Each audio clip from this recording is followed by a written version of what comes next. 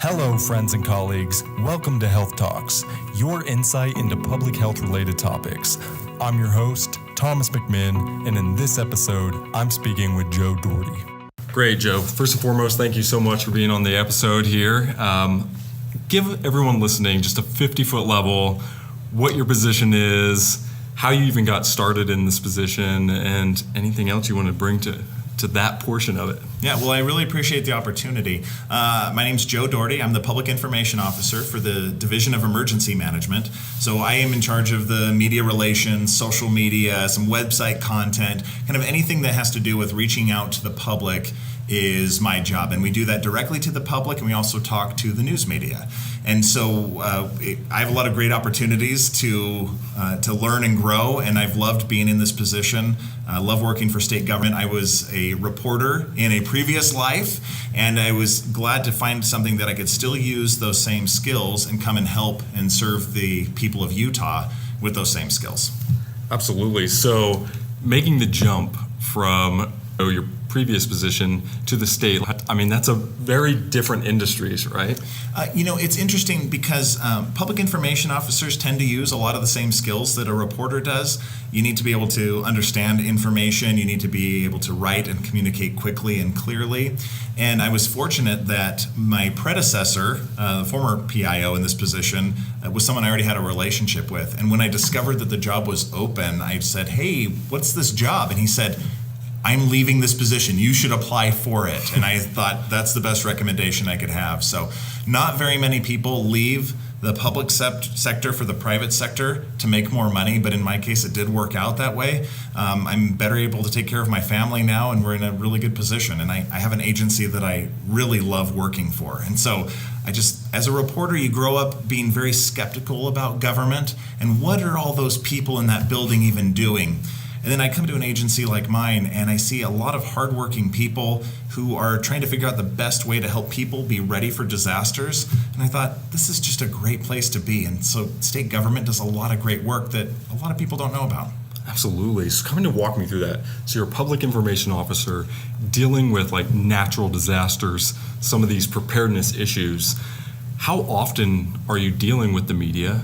And to what degree do you feel you're part of disseminating that message when these stories break, plays into the public's awareness of them? Yeah, our agency is actually really interesting because we're an agency that most of the time flies under the radar because Utah is actually a very safe state when it comes to the count of natural disasters. Since 1983, Utah has had 12 major disaster declarations. We have other states in the nation that have 12 in a year. And so other states just get pounded with hurricanes, tornadoes, floods, and Utah has managed somehow to skirt almost all of those. Now, most of the disasters that we have had are flood related, but we do expect that there will be some really bad ones, for example, an earthquake, that will disrupt about everything that we do. So my job is trying to help warn the public that this is a possibility, help them take steps so that they can be prepared, because the more they're prepared, the better they will be able to respond when that disaster strikes. They'll be able to take the right steps, taking care of their family, taking care of their neighbors, and not having to become something that, or someone who needs a bunch of resources from government. Government's going to come in a disaster. The federal government, state government, local government as partners will come in to try and help people recover. But if they're already recovering on their own, then we can focus our efforts on the people who really need that help. And so that's our whole goal is help the cities and counties and the people inside of them do all the preparedness that they can now. And they will be much better able to recover when they need to. Sure. So you had mentioned the fact that the earthquake, and obviously as being a fellow Utahn here as well, we hear that all the time. What effort is your office and maybe even yourself doing to help inform the public about this issue? Well, back in 2006, then Lieutenant Governor Gary Herbert, after seeing the devastation from Hurricane Katrina the year before, seeing the devastation from flooding in Santa Clara and St. George that winter, created the Be Ready Utah program. And Be Ready Utah's program is to help families, businesses, schools, and communities take the necessary steps to prepare themselves. Again, helping them be more resilient so that when something happens, they can bounce back. And it doesn't have to be a disaster. It could be a job loss or an extended illness or that power outage or, heaven forbid, a tornado that could come through. It could be any one of those. And if people know the right things to do, they're going to be much better off. And that's what Be Ready Utah is for. They created a website. It's bereadyutah.gov. And we have information there about how to make emergency plans, how to build your emergency kits, how to stay informed about the disasters that could happen to you, and then also how to get involved. There are things that people can do that they're not aware of that will help them be the best bystander they could possibly be when an emergency happens to somebody else. We have the community emergency response teams that are set up in about 70 communities around Utah, where people are learning first aid skills, how to do search and rescue, how to do CPR, even some stuff on disaster psychology so they can help people understand how to cope when a tragedy strikes. And this is amazing that people all throughout our state are volunteering their time to learn how to be the best person they can be when somebody needs help. And so there are a lot of these programs that are going on that Be Ready Utah helps sponsor and helps promote.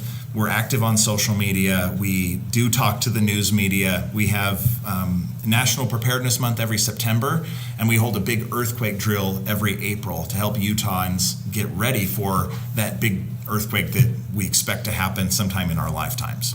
So the big earthquake that is expected to hit, is there something that specifically your office is promoting towards that? Is there a name or somewhere people can go to get ready for an event like that if it does occur? Yeah, since 2012, we have held an earthquake drill for the entire state called the Great Utah Shakeout. And the Shakeout is a day of special events that are dictated by everybody on their own. We just set the date and say, look, on the third Thursday in April, take some time on that day to practice what you need to do in an earthquake. How would you respond appropriately? And so we have a whole website and a registration system for people to participate. For the past 2 years, we have had more than 1 million people register and participate by doing something to get themselves even more prepared for an earthquake. And this year, the Shakeout is on April 19th, so just coming up. And at the time of this podcast, we have 770,000 people who are registered. A lot of those are related to school districts. Our school districts are great participants. We have over 600,000 students in K through 12 schools. And we think that the more our students are prepared, they will grow up with a sense of preparedness and be able to teach their kids why it's important.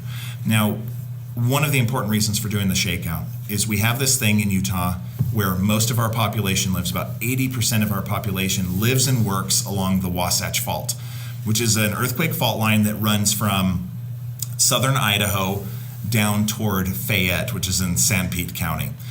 It's divided into roughly 10 segments, and the Salt Lake City segment, if an earthquake were to happen there, would disrupt everything that we along the Wasatch Front know and expect to be true on a given day.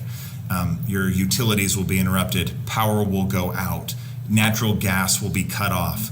And we want people to understand the gravity of what that means when you have a magnitude 7.0 earthquake. The Utah Geological Survey a couple of years ago actually did a very detailed study of the earthquakes and the earthquake faults that have, the earthquakes that have happened and the faults that exist around the Wasatch Front.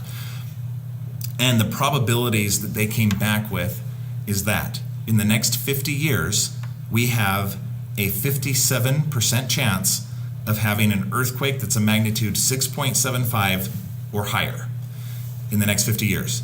That's in your lifetime, it's in my lifetime, and it's in our kids' lifetime, absolutely. With that kind of knowledge, we hope that people will say, it's a flip of the coin whether this happens or not. Maybe I should take some time and do something now. And we know that preparedness can seem overwhelming because there are so many things you can do. But people need to understand almost every single person is going to survive an earthquake of that size. What quality of life do you want to have when you're recovering? Do you want to be the person who is sitting there begging for help because you don't have food and water? Or do you want to be the person who's ready to help your neighbor because you've taken some time, you've stored food, you've stored water, and you've practiced what to do in an earthquake? And that's what the Shakeout is all about, is helping people take those steps now because you have time now. And it's never too late to prepare until it is. Sure. So you've mentioned social media. This is a world that I think that a lot of people they're either on board or they're not, right? And it's a powerful tool if used correctly. With that said, in regards to preparedness, what is the best way to utilize social media in an event such as a large earthquake? So it's going to be really interesting. The best power we have now is helping people prepare for that. And so Be Ready Utah is very, very active on social media. Twitter, Facebook, we have a YouTube channel, we're on Instagram, we're on LinkedIn. We just wanted that preparedness message to be everywhere because people can only use that information now while they have time. In the aftermath of an event, social media will be very important, although we don't know how reliable it will be. We are fairly confident that we'll have access to social media and that people will have access to social media. After the Haiti earthquake, after the tsunami in Japan, after the magnitude 8 earthquake that happened in Mexico City in 2017, people still had access to Twitter. They were still texting each other. And so we think that the infrastructure is strong enough to withstand that kind of shaking. There are going to be interruptions for sure, but people can expect that information will be pushed via social media as well as every other channel that we have access to. And we have numerous channels for pushing information. And we plan to use a variety of, it's like a bouquet, really, of channels that we have. We have social media on the high-tech end. We have posting flyers at community gathering points on the very low-tech end. And there are many things in between. Using the news media and is one of those really important ones, which is why people need to, again, prepare. People should have a battery-powered radio that they have easy access to. Now, this could be a radio that's powered with AA batteries that you can buy online, or you may just go out to your car and turn on the radio and listen for emergency public information that will be broadcast. And it will be coming from all of your government partners. It'll be coming from, we'll just imagine it's Salt Lake City. Emergency management folks will have information to share. The state will have information to share. The county will have information to share. And FEMA will be a huge part of that response as well in the recovery. And we will all have information that will help people understand what resources will be available for them in the recovery portion of a disaster. Things like, expecting aftershocks. It's not just an earthquake that happens, but an earthquake of that magnitude will lead to thousands of aftershocks. And people need to understand every time an aftershock happens, it could be just as large as the main quake. And so I need to do those earthquake actions of drop to the ground, take cover, and hold on to something sturdy because you're more likely to be injured by something falling on you than by your home collapsing. There will be some of those, but by and large, most buildings will not collapse in an earthquake. They'll be damaged severely, but most people will survive in the buildings they're in. Disseminating that message to people now from a preparedness standpoint without scaring them. Is that a challenge for you? Maybe we want to scare people, and we want to scare them a little bit. There are people who are terrified of earthquakes, and an earthquake is incredibly unsettling. I've lived through them. I grew up in Southern California. I went through the Northridge earthquake. It is very unsettling, and it causes stress that you never expected to happen because we rely on the ground to be firm, always. And when it moves, that disrupts your world. But people need to know that it's survivable and you get through it. And that preparedness is something that will pay great dividends. People can let that fear work in two ways. They can let it paralyze them, which they don't have to. Or they can take that fear and say, I'm going to do something today, and I know that I have this much more comfort for when something happens. Maybe the next time I go to the store, I'm going to buy a couple extra cans of food, and I'll make sure I have a can opener nearby so that I can open those cans of food. Maybe I'm going to learn about cooking with a Dutch oven. Maybe I'm going to learn about how to power my devices with a solar charger. Very simple things that people can start doing and just say, I'm going to learn this thing now. I'm going to learn first aid. I'm going to learn that if I see somebody with severe bleeding, I'm going to put a tourniquet on first rather than wait, because we've learned that that's one of the critical things you need to do. There's been a movement for a long time where people have said, oh, you don't put a tourniquet on, but that's a really critical part of first aid, especially for severe bleeding. So people can take time and learn just something. One day a month, just go learn something new. Go spend some time Googling, what can I do to be prepared? And we will create a culture of preparedness, and we're all ready to recover together. What are some of the steps personally you take? I would be a huge hypocrite if I were out preaching this stuff and I didn't do anything on my own. One of the first things that I did when I joined this agency and I realized, okay, here's some of the other things that we need to do to help people, is I went down to a hardware store and I bought a kit that will allow me to strap my water heater to the wall so that when the earth is shaking, it doesn't knock over 40 gallons of fresh water, potentially breaking it open, causing untold mayhem inside my house, breaking gas lines and electric lines and all those things. Strapping your water heater is a very simple project. You buy these metal straps and you just drill right into the studs and that thing will stay up. So that's one thing that we've done. My family has bought extra food and we've stored water so that we have enough for a couple of weeks for our family. We don't have a whole year worth of food right now, and I'm not sure that my basement would fit a year's worth of food, but we wanted to make sure that we could recover on our own for at least a couple of weeks. This is way beyond that 72-hour kit thing we used to talk about. People, and the 72-hour kit can be a good idea, especially if you are evacuating and you're evacuating somewhere and you don't have any family nearby. We have family within very close driving distance to us that if the earthquake hit my home, their home would not be as affected. And we could get there in a day or 2 days. But there are people who don't have any family nearby. That's where you want to really have that 72-hour kit, or that we call them disaster supply kit. Something like that should be in your car. I have emergency supplies in my car. I have emergency supplies at work. If I'm stranded at work, I want to know that I have got some food and some water very close by. So those are some of the things that I've done. In fact, recently, I think the last project we did was we went through and installed latches on all of our cupboards, which for the first couple weeks was very annoying as we got used to unlatching our cupboards. But I know that not all my dishes are going to come flying out of the cupboards now, because they're going to stay inside those cupboards when the earthquake happens. And notice I said when. Sure. We fully expect an earthquake to happen at some point. It's not if, it's when it happens. So why do you think people just choose not to listen to that message? Oh, there are so many reasons. One is that it can feel overwhelming. It can feel like there's too much to do, I can't do it all, so why try? The other thing is that people feel like, I'm going to die in this thing, so why try? And both of those things they're just false assumptions. Sometimes also people will feel like it's probably not going to happen, and if it happens, it's not going to happen to me, and if it happens to me, it won't be that bad. And that's a lot of thinking and finding ways to really justify your lack of preparedness.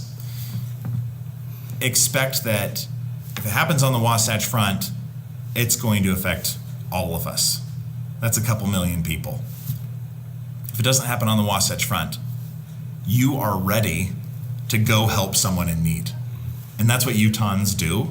We see this in every local emergency. People come out of the woodwork to help because that's who we are.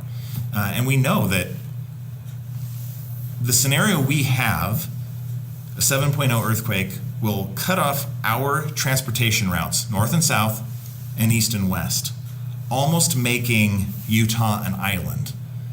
And we saw what devastation can look like on an island when Hurricane Maria hit Puerto Rico. The island was not ready to recover. The people were not ready to recover.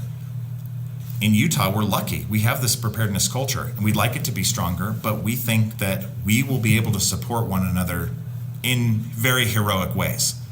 But that's only if we're all making some efforts toward that. Final message, Joe. What would that effort look like, ideally, to you? First, it starts with people accepting that they live in an area with a hazard. We are earthquake country in Utah. Other states are tornado alley, or they're a Gulf Coast state and they have hurricanes. You're not going to escape a hazard. Everyone gets one. In our case, it's earthquakes, even though flooding is most common. But the earthquake is the thing that would become the most devastating. Accept that and say, okay, people have been telling me for a long time I need to prepare. What am I going to do today to do that? As people start to make those little steps, they will be better able to respond. I would couple that with seeking the training so that communities are more organized.